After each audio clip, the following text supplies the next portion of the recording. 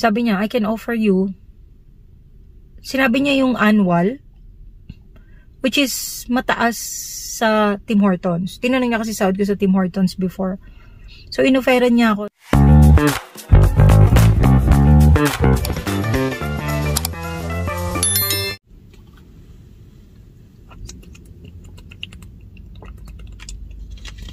Anyways, usually 3 o'clock si Kyra.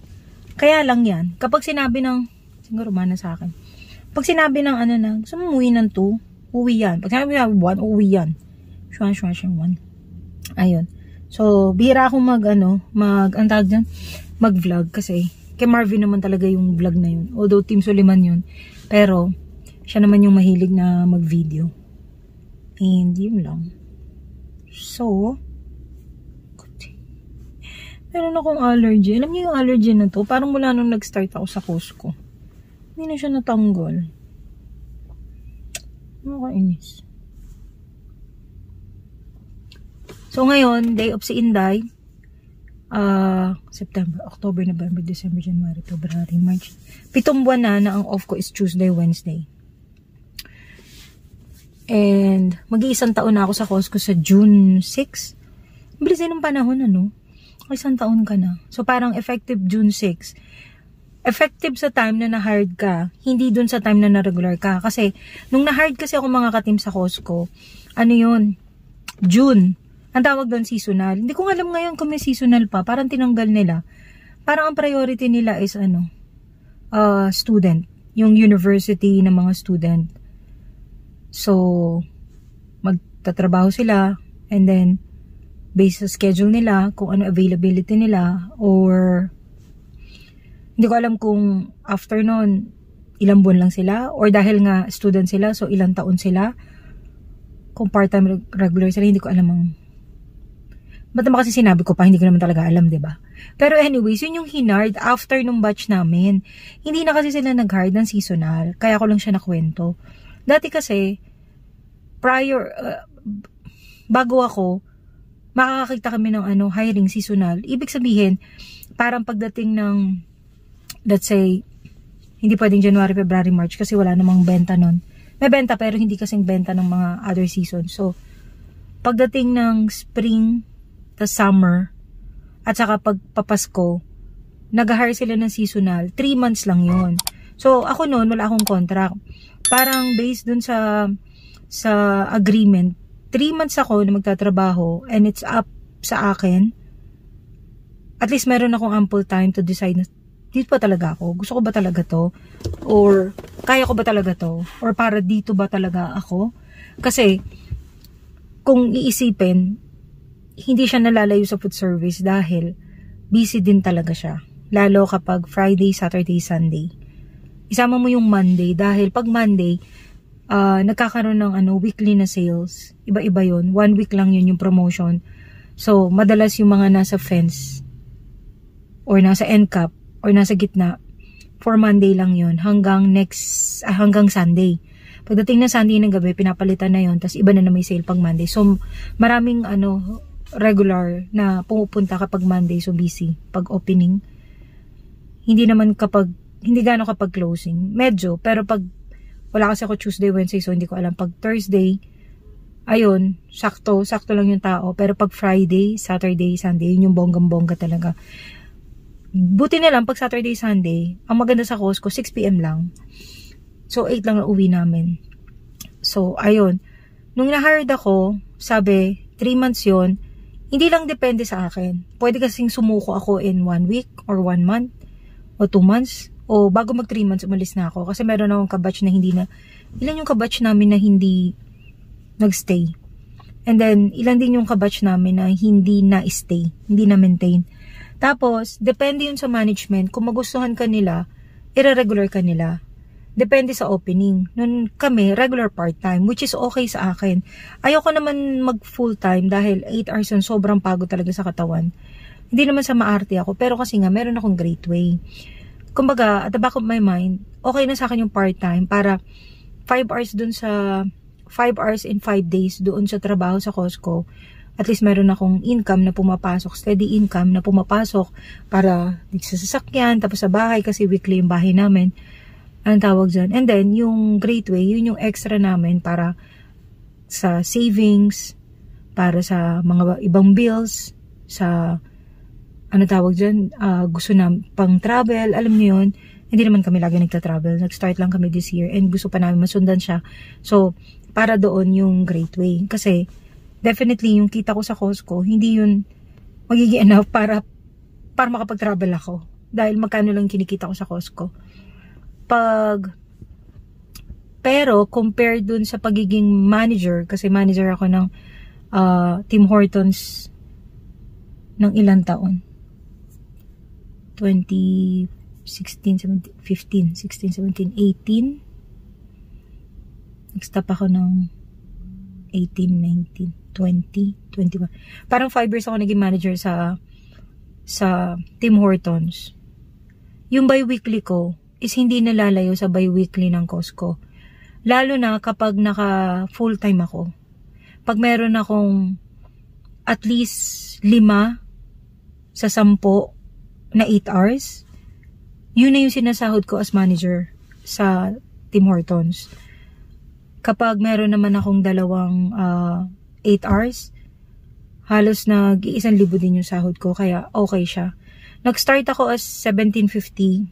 Pagkatapos, by the time na na-regular kami na September, fortunately, 3 kami na napili. Ang galing nga, magkakaiba kami lahi. Ako, Filipino, Punjab, at saka Canadian / Venezuelan yata siya o Colombian. Ganun, kalahati Latina siya. Ganda-ganda nung batang. Ulit-ulit sa maganda. So, 3 kami napili. And up to now, nandun pa rin kami, buhay pa rin kami 3. Wala din naman sa amin sumusuko. So, noong matatapos na yung contract, nung matatapos na yung 3 months, hindi pala contract, matatapos na yung 3 months na term, parang, alam ko sa sarili ko na nagalingan ko naman siya. Alam niyo naman ako. Bida-bida, diba? Never ako umabsent. Ay, hindi. Umabsent ako na 1 beses. As in, sobrang sama lang talaga na pakiramdam ko nung time na yun. So, the time na hindi pa ako regular, naka-absent ako ng 1. Nagkataon, yung in-absent ko na yun is holiday. Kasi parang yun. Parang sabay-sabay yung ubo, sipon, saka lagnat ko. So, absent ako na 1 araw, pero na-regular pa rin ako kasi masipag naman ako kahit na hindi siya yung field ng trabaho ko. Wala yun sa history ko noon. Pero nagawa ko naman yung task. Masipag naman ako. Although masakit ng katawan ko. Masipag naman ako, nagagawa ko naman yung trabaho. At saka, hindi naman ako nang-aaway ng cashier. At saka hindi din ako nang-aaway ng member. And masunuran naman ako. Charot. Yun. So, isa ako sa napili. And then, bago matapos yung contract, yung 3 months, parang ang gagawin kasi nila sa seasonal, kunwari last day mo ngayon, i-endo ka nila. May-endo ka kunwari, katulad ko, June 6. So, June, July, August, pagdating na September, hanggang August 31 lang ang sked ko. And then, wala na akong sked ng, parang tumama sa birthday ni Martin. Hanggang August 30 lang yung sked ko kasi parang off ako ng 31. Tapos, wala akong pasok ng 1, 2, 3, 4. Tapos, hihintayin mo yung tawag. Within 1 week, tatawagan ka nila. And then, o-offeran ka nila ng regular. Bago pa ako ma-regular, meron ng manager na nagsabi sa akin na 3 kami na candidate. And, ako yung pinili niya. Ako yung isa sa mga pinili niya. Kaya sabi niya, hintay mo na lang yung tawag. So doon, alam ko na, natatawagan ako. Pero syempre, nandun pa rin yung takot mo na, paano ko hindi ko tawagan? Pero, sinabi niya sa akin na, don't worry, you will get the job. Kaya sabi ko, ay thank you. Kasi, nung time din na yun mga ka-team, siguro, I think that was August, nung nagpasa ako sa Indeed ng resume sa No Frills. And then, tinawagan ako ng No Frills. And then that time, in-interview ako, tinawagan niya ako sa phone. Tapos, ang pangalan niya is John. Tinawagan niya ako sa phone. And then, wala lang. Kapag kasi tinatawagan ako sa phone ng nag-interview, ano lang, ma-jolly ka lang, makwela ka. And then, true lang yung mga sinasabi ko. Hindi ako nagdadagdag, hindi ako nagsusobra. Hindi ko binubuhat masyado yung bangko ko. At hindi ako nagsasabi na hindi ko nagagawa. Kasi baka ipagawa sa akin, hindi ko alam gawin. So, nung sabi niya, sige, come by tomorrow, gumanon siya. Parang, hindi ata ako pwede nung tomorrow, yun yata yung last day ko ng Costco. So sabi ko, pwede ba sa susunod na araw? So sabi niya, sige. So punta ako. Hindi pagpunta ko doon, ang ina-applyan ko lang kasi is cashier. Just in case na hindi ako ma-regular sa Costco, sabi ko, doon ako sa No Frills, mapupunta. And then punta ako doon sa office, and then kinausap nga ako nandyan. And then, parang wala, kwento-kwento lang, kwento-kwento. Tapos, sabi niya sa akin, you know what? I like you. Ano, type mo ko, charot. Hindi, sabi niya, I like you kasi from the time doon na nakausap niya ako sa phone, he knew that I was the one. Then sabi ko, what is that? Sabi ko, what are you trying to say? Then sabi niya, no, because I have an open position for the produce manager and I wanted to offer it to you. If you're willing to accept it, then I am willing to train you. Sabi niya ganon. So sabi ko, produce manager? Ano yun? Alam ko, produce, gulay. Pero it doesn't include the meat, right? Oo, siguro iba yung sa meat kasi produce is gulay. So sabi ko, produce manager, what exactly am I going to do? So sabi niya gano'n, no, because produce is the number 1 selling department dun sa No Frills na yon, dun sa bagong bukas.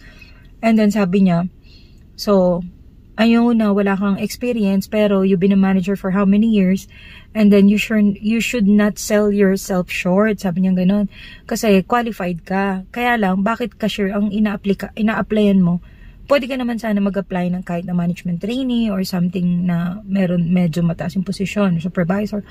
And kasi ako naman ang nasa isip ko, parang pagod na rin kasi naman ako na, hindi naman pagod pero parang gusto ko naman magtrabaho ng walang gaano responsibilities, yung clock in ka lang, clock out, tapos may benefits ka, it's fine with me kasi may Greatway naman ako. And nakikita ko yung potential ng Greatway. So, sabi niya, I can offer you, sinabi niya yung annual, which is mataas sa Tim Hortons. Tinanong niya kasi sahod ko sa Tim Hortons before. So, inoferan niya ako na parang may dagdag na 5,000 compared sa Tim Hortons. Annual yan na. And then with the benefits. And then, he will train me for the next 3 months. Tapos, parang, magtutulungan kami. So, parang syempre, na-pressured ako. Sa isip ko, teka lang, hindi ako pwede sumagot. Sabi ko, do you think you can give me time to think? Kasi, although it's such a big honor, diba? Parang, wow, you were able to, parang, nakita yung ganun sa akin. And I was like, wow, thank you, diba? Napa-thank you din ako doon, na, oh. Anyways, yung time na yun, hinihintay ko din ang tawag ng Costco. Parang nataranta ako. Parang nagka-anxiety ako. Parang sa isang side ng utak mo, wow, meron yung posisyon. Hindi ka katulad ng parang nagpapak ka lang, parang ganon. So sa ego, okay siya. At saka syempre, regular yung sahod nun, paid ang leaves mo, and then yung benefits mo is much better than dun sa Costco. Pero, ang maganda kasi sa Costco, pwede mo siyang i-upgrade, and then, kapag na full-time ka, full-time na din yung benefits mo. So, sabi ko, ang problema, sabi niya, siya pala yung owner. Siya pala yung owner nung branch na yun. Kasi pag tumingin kayo sa No Frills, makikita nyo may pangalan yun Kunwari, Kevin's No Frills or Marvin's No Frills. Yun yung may-ari. So, No Frills siya, pero franchise siya ni Marvin. Franchise siya ni John. Franchise siya ni Shakira. Yung mga ganon. So, kung ano pa yung pangalan doon yung may-ari. So, siya pala yun. Kahit nung paglabas ko, nakita ko yung picture niya, laki-laki doon sa labas. Sabi ko, siya pala yung may-ari. Para, alam mo yun. Pero hindi niya pinakilala yung sarili niya as may-ari. So, pinag-isipan ko siya and hindi ko siya tinanggap dahil natatakot ako dahil yung responsibilities masyado mabigat and baka mamaya hindi ko maibigay yung gusto niya. Lalo ang taas ng expectation niya. Although alam ko kaya ko na maibigay pero parang somehow medyo kinakabahan ako. Taga lang dyan si You know, ito yung binibig ni Steo kanina. Anong ito? May cashew. Cashews. Ito may cashews. Ito yung... Cashew lang. Huwag naman yun. Ito yung wala. Plain. Hiniwa-hiwa niya na. Yan na.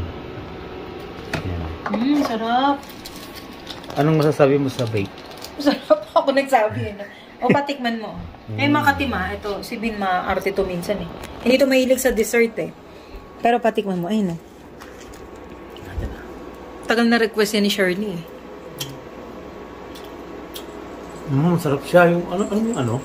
Sa ano to eh, Max? Sa Pilipinas na parang... Sa Max. Yung gusto kong ganito na parang buko. Ah, macarons. Yung macarons. Sarap. Oo nga, nakalagyan ko ng coconut. Parang ano siya, hindi siya tinipid. Yung dating. Hindi talaga, kita mo naman. Oo. Sa buwan, bago ko na yung macarons na ano, parang ano nga yun eh. Pero wala lang tong coconut. Sarap. Oh. Sabi mo, talaga? Ha? Walang halong biro? No. Yun nga yung sabi sa'yo yun. Macarons pa na tawag. Yun na. Hati-hatiin ko na nga ito. Oh. Ito yung may cashew.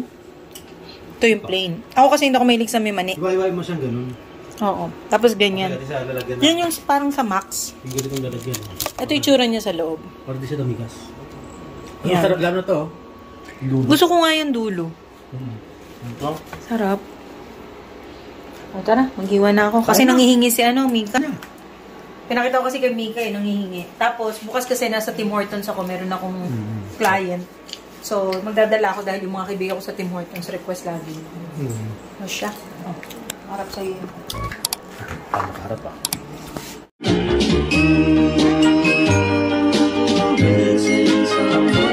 Missing someone